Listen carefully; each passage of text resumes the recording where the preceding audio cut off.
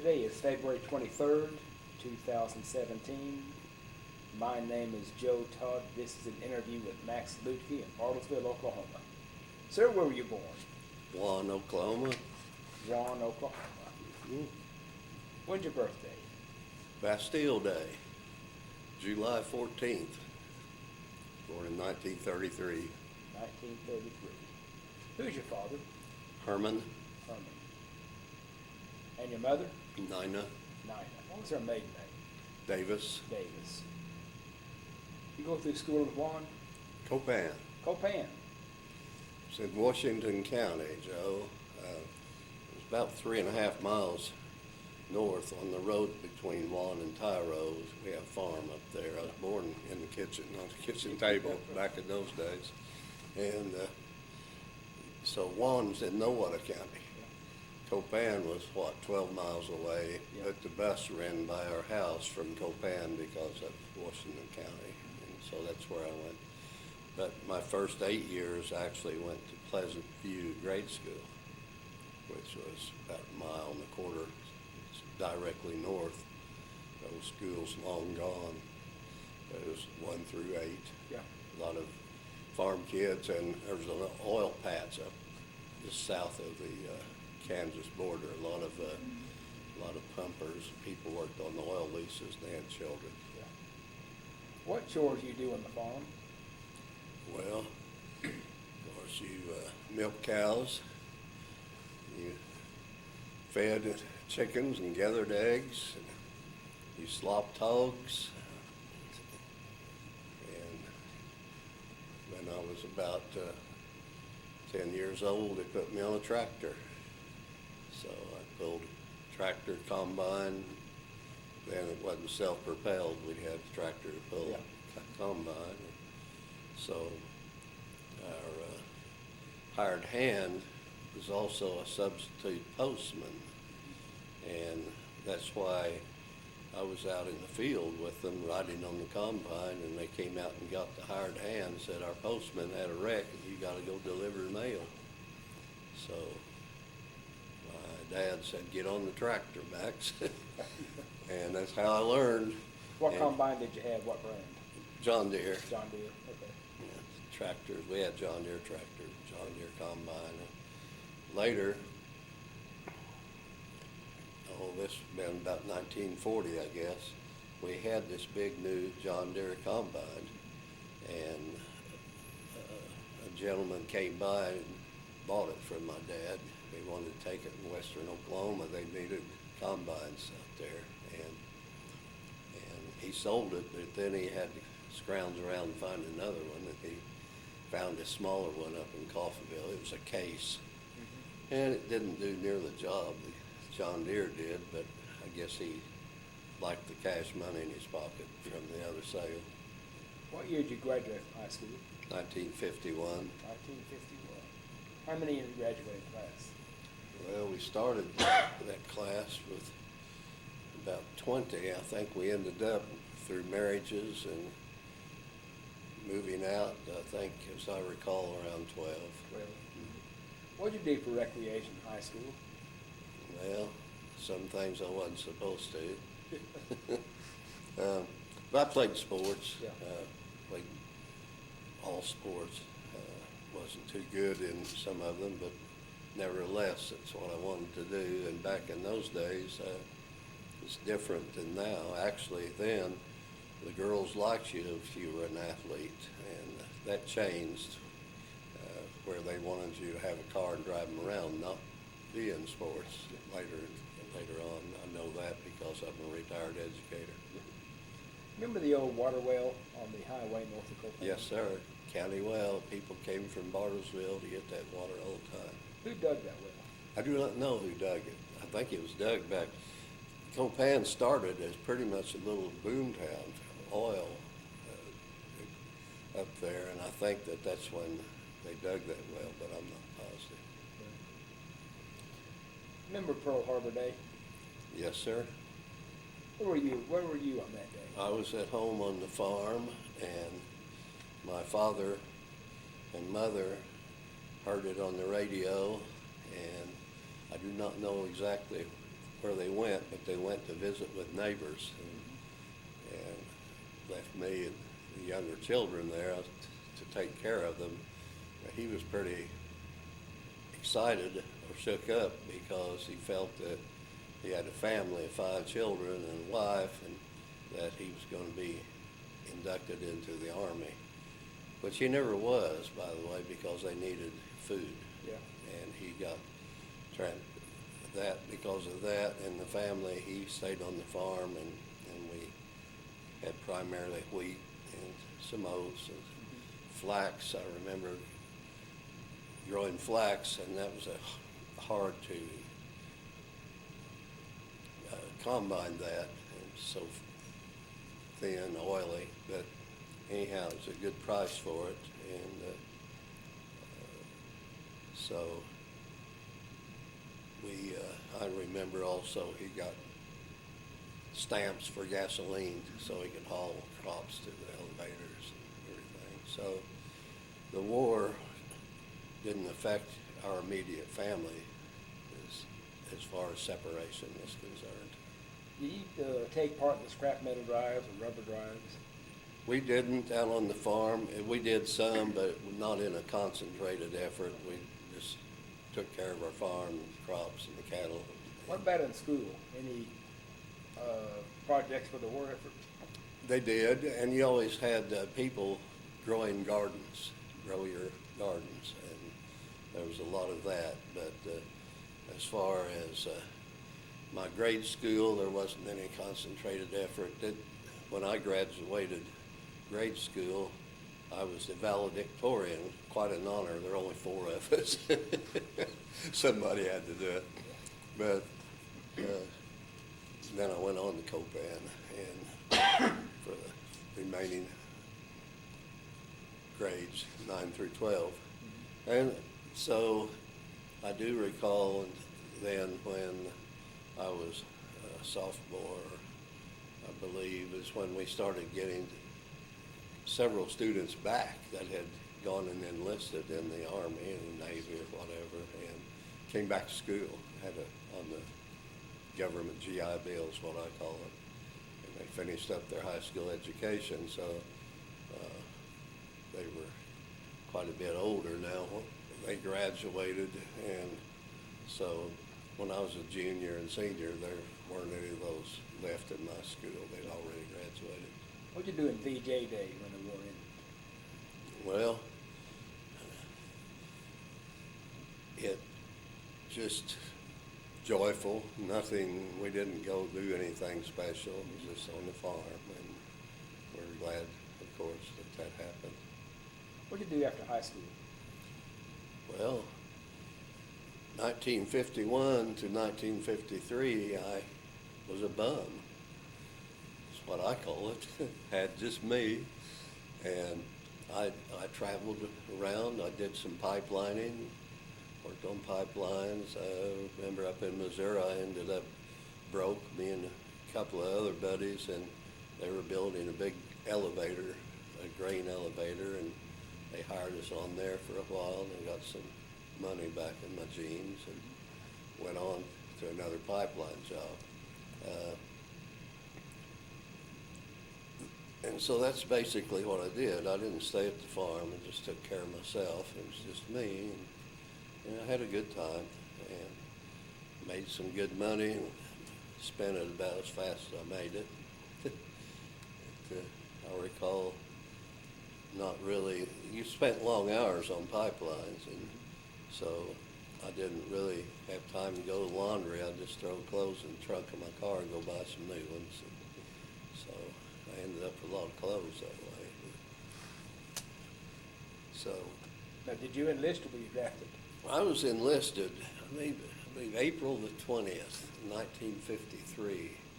I went in, I was inducted in here at Fort Sill, and spent about a week there, and they sent me on over to, it was that time called Camp Chaffee, Arkansas. Mm-hmm. And that's where I spent my basic training, eight weeks of basic training, and then I spent 4 more weeks training for artillery. But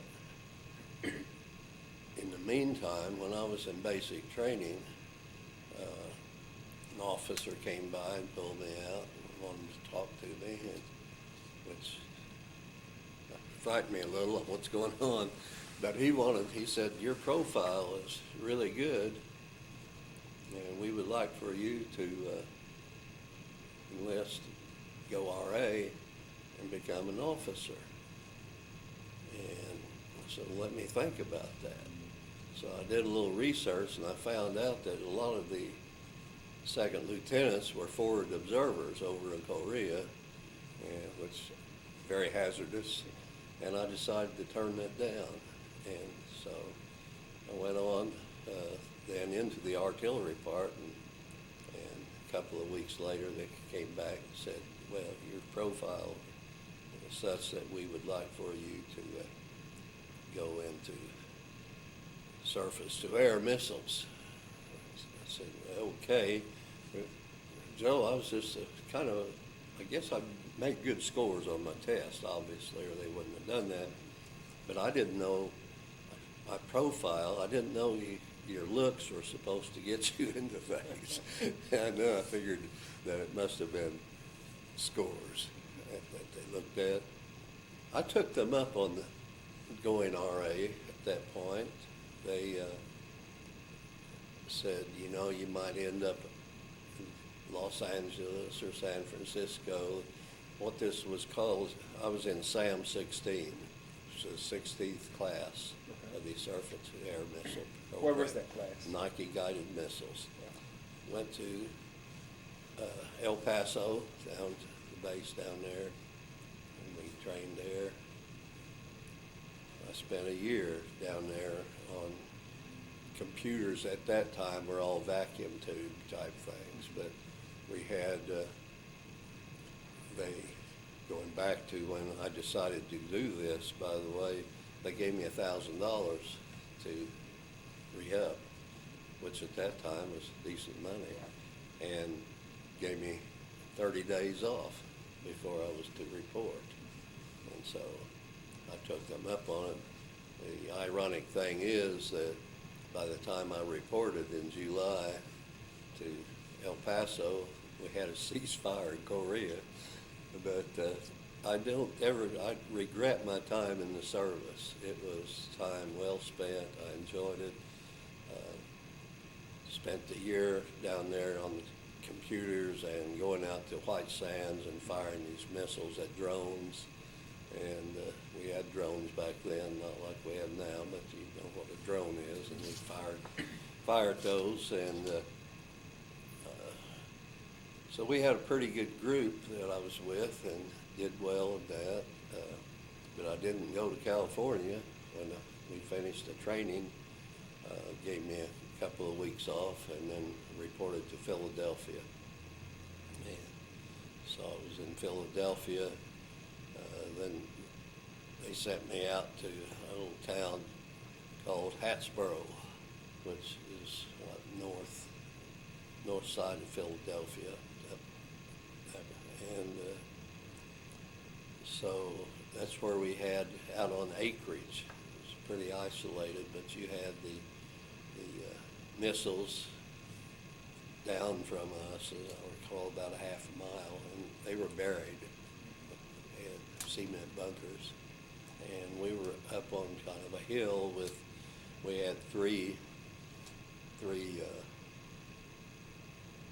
trailers, and one of them had the computer system in it, and you had 4 operators. It was my job to keep everything operational. I was a technician, rose in rank quickly, by the way, because this was a brand new operation, and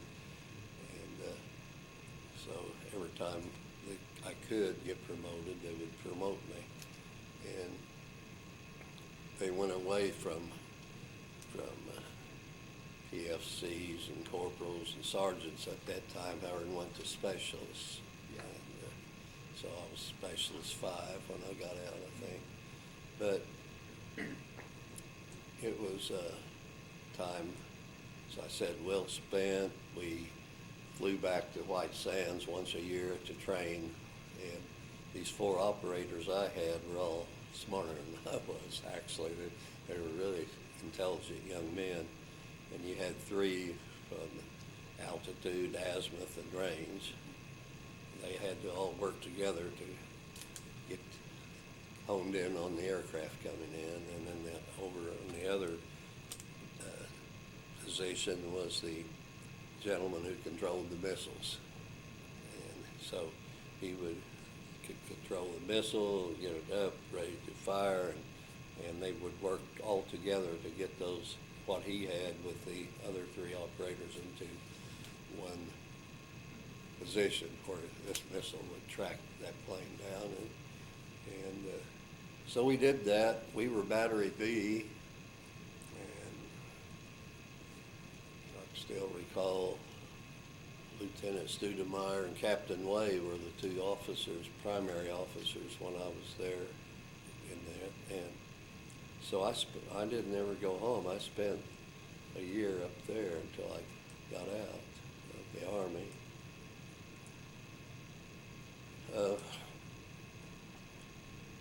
They also had civil service that worked with us on the systems.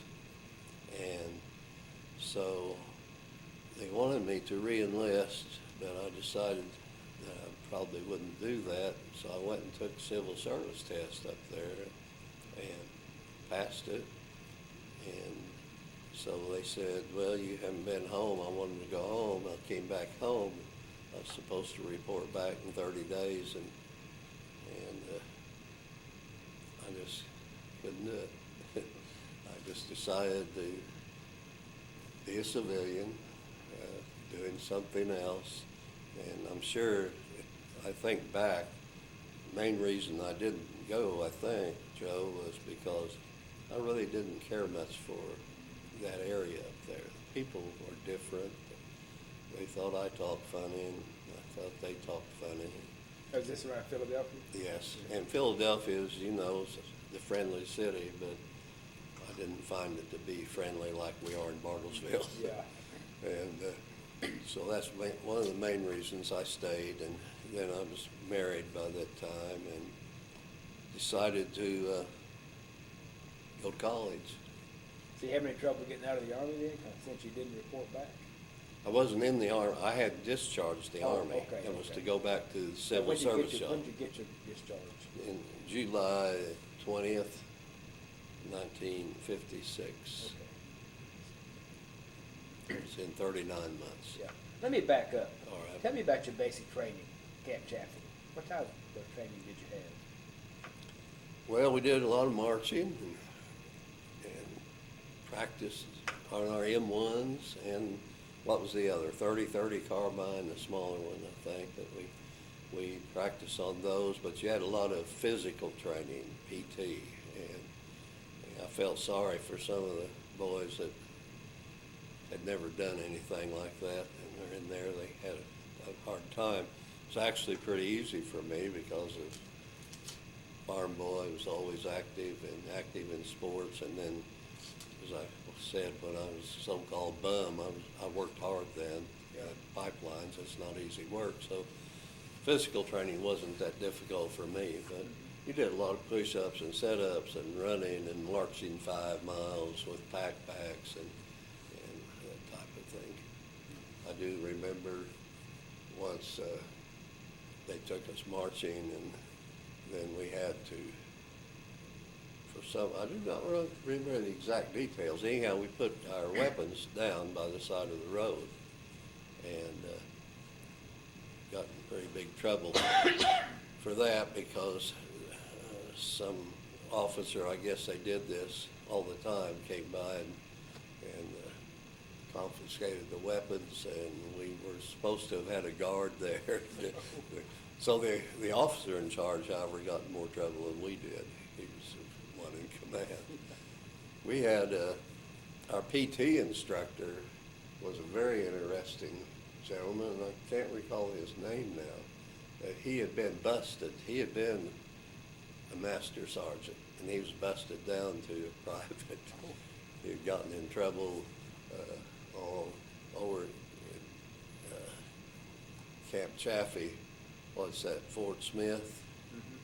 There's a little town right across the border that was very, very, we weren't supposed to go there. And I think he got busted over, got drunk, got in a fight, and got in trouble. They busted him. But he was a really good PT instructor, and we all respected him. And we're told to call him sergeant, even though he wasn't a sergeant. Now, the SAM-16, what kind of, now is that a missile? Yes, SAM-16? surface-to-air missile, SAM. How large is that missile? Well, it was not, it was huge. It was around 25 feet long. Okay. How about the It Nike? had a warhead. The Nike guided missile. Is it? That is the Nike. Oh, that is- SAM-16 was Nike. Okay, that is a Nike. It's Okay. the Nike. How many in the crew of that missile? Well, we had 24-hour duty, of course, so I was one of the technicians. There were 3 technicians to take care of the radar and where I was at. Now, down where the silos were was a different situation. But where I was at, we had the 3 technicians, had 3 officers actually, and then we had 2 sets of operators. We had the operators that I talked about, but down over in the command center, in that trailer, we had an officer who was able to actually hit the fire button. So total up in this, I would say about 50 people altogether. You had to have your mess hall and your cooks. Now, do you have to pull maintenance on the missile, keep it in operating? They did down, yes. I didn't. I was up on the hill. I was in the, you had 2 separate areas. Yeah. The silo area where the missiles were, and you had the crew down there to take care of that. And then where I was at was up in the command center where we had the computers. And you kept the computers running? Yes. What kind of computers were they? Well, troublesome. Yeah. Our biggest trouble, and I don't remember who made them at all, but you had plug-ins, and there were vacuum tubes, and heat was the biggest problem in keeping that operational. The 3rd van we had was replacement parts, and so if something went wrong, you traced down where the problem was, you took that panel out, put a new panel in. That's how we maintained them. How large are those computers? Well, this van was computers that actually probably 5 foot square. Yeah. Pretty good size. Yes, Yeah. not like they are today. I have this phone that can do more than those computers could at that time. Now, what unit were you a member? Well, I was in the 4th Army, and then changed it. I was in the 5th Army. And when I went in, it was 4th, but then when I left, it became 5th. I had to change patches on the Yeah. uniform. And you said you're in Battery B? I was in Battery B up at Philadelphia, protecting Okay. Philadelphia. What about down in El Paso? What unit were you a member? That was just 5th Army. We just went to school down there. Okay. Just, it was like going to college. Now, do you have the missiles up by Philadelphia? Yes, Okay. So these are the Nikes, the Yes. SAM-16? yes. Okay. SAM-16, I was in the 16th class of surface-to-air missile, Okay. and they were Nikes. They had other missiles that came out too, called Corporals, I believe, but I was never involved with those. Mine were always just the Nikes. What's your most vivid memory of your time in the Army?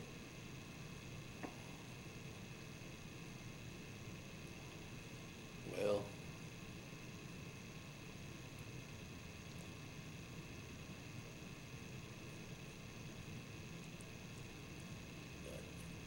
I guess it's hard to say, Joe.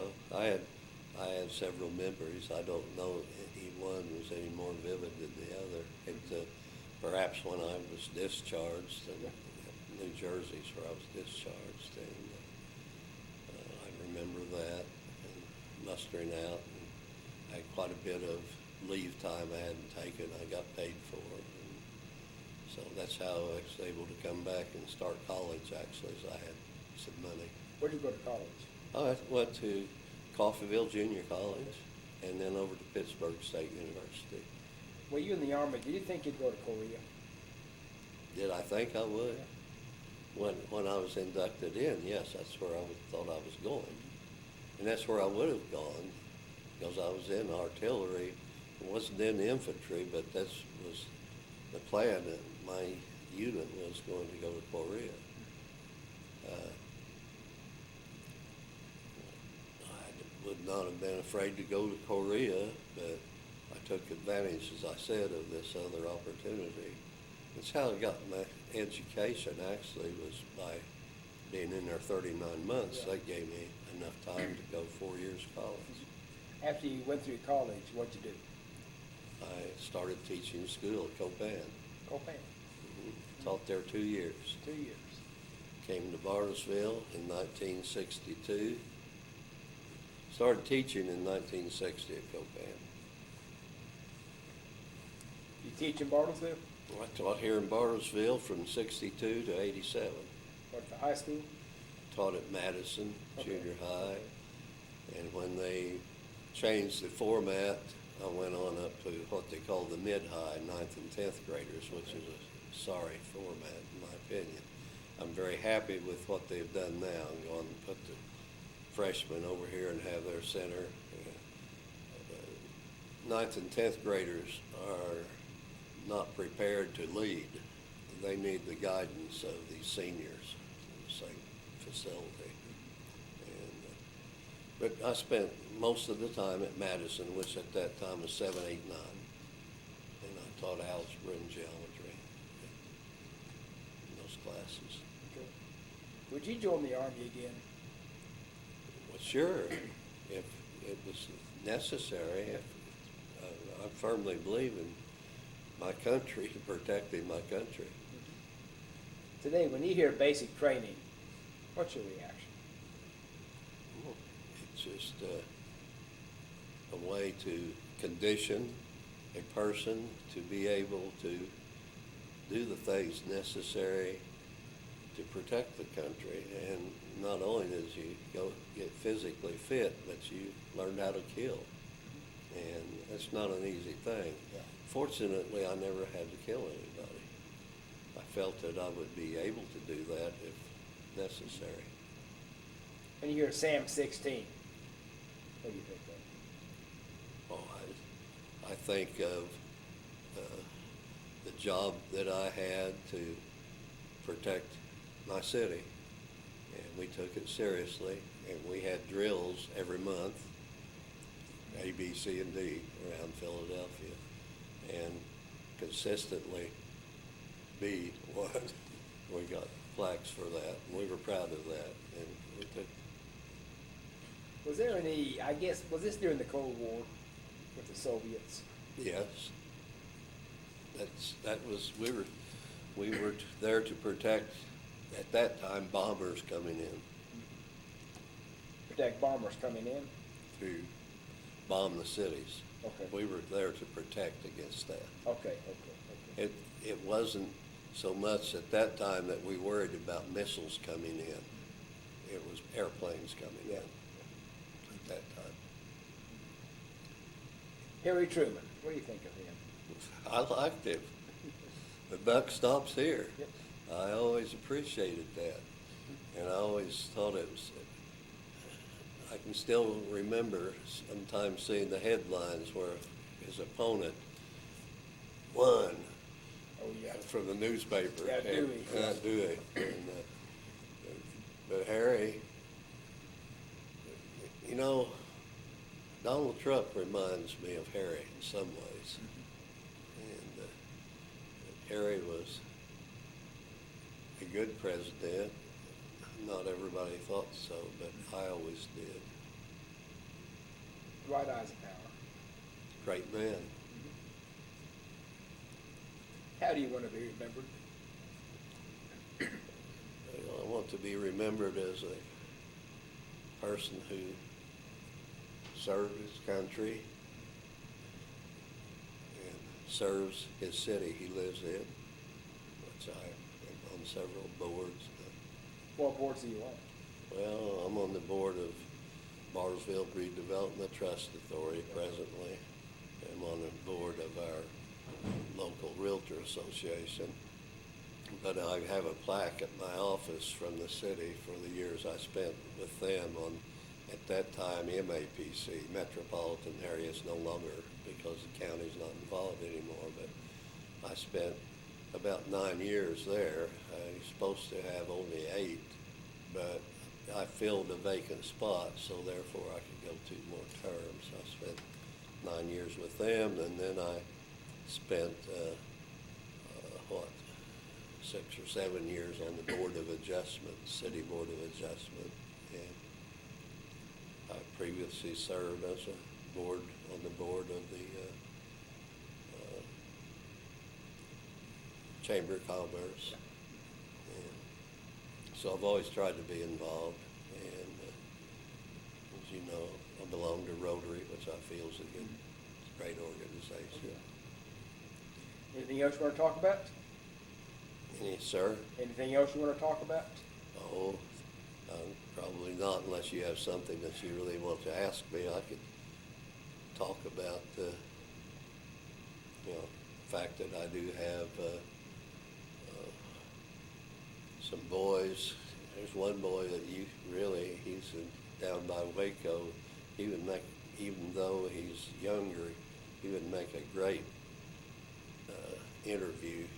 He spent several tours in Afghanistan and Iraq and educated himself and got out as a Warrant Officer 3, I think. He has medical discharge problems too. Haskell is his name. I have another boy, Terry, who retired also from the Air Force. Both of those boys retired, one Army and one Air Force. And I have another boy that served in the Navy but didn't retire, didn't stay. And I have another boy that didn't ever go to service. And it didn't work. Timings didn't work where you had to. But it's I've had a good life, Joe. 84 years old now, practically, and still enjoying my work. I'm managing broker at Jonathan Cohen Bartlesville office, and working on a project now that you'll find out in a couple of months what it is, I think, but it'd be for the good of Bartlesville, in my opinion. And nothing else. I don't, as I explained to you, life wasn't always so great because I have no pictures because of divorces that I went through, and the pictures didn't come with me. Yeah. I'm presently married to a wonderful lady. Been married 33 years to her, and we just have a good life. As long as use a little ointment or something for my aches and pains. Well, this is a very good interview. Well, thank you. I'm going to thank you for your service and thank you for the interview. Thank you, Joe. And again, this is February 23rd, 2017. This has been an interview at Max Lutke in Bartlesville, Oklahoma. Thank you.